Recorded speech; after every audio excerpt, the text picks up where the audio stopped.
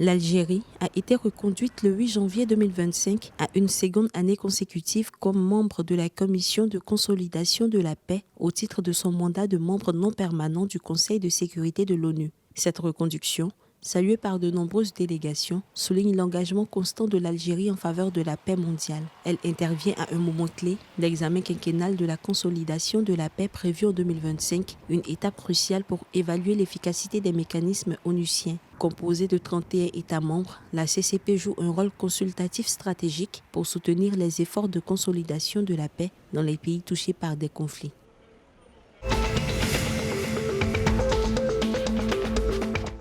En Libye, la deuxième phase des élections municipales devrait débuter fin janvier 2025, a annoncé Ayman Al-Sayeh, président de la Haute Commission électorale nationale libyenne HNEC. Selon les autorités du pays, tous les préparatifs techniques et administratifs ont été achevés pour garantir la transparence et l'intégrité du processus électoral. Une approche non traditionnelle sera adoptée, débutant par l'enregistrement des candidats avant celui des électeurs, afin de relever les défis logistiques. Ce processus électoral demeure essentiel pour renforcer les pratiques démocratiques dans un pays marqué par une décennie d'instabilité et de division politique.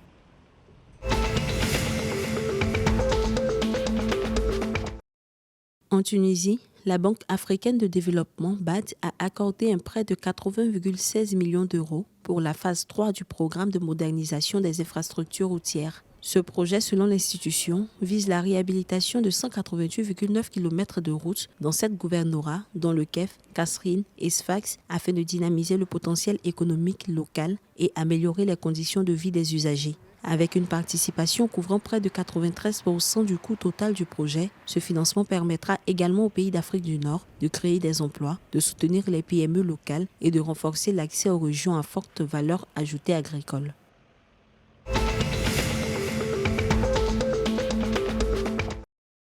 En Égypte, le déficit de la balance commerciale a reculé de 16% en août 2024, atteignant 3,66 milliards de dollars contre 4,36 milliards en août 2023, selon l'Agence centrale de la mobilisation publique et des statistiques CAPMAS. Les exportations ont bondi de 21,3%, passant à 4,07 milliards de dollars, tandis que les importations sont restées stables avec une légère hausse de 0,2%, atteignant 7,73 milliards de dollars. Ces chiffres reflètent une dynamique positive pour le commerce extérieur égyptien, marqué par une hausse significative des exportations.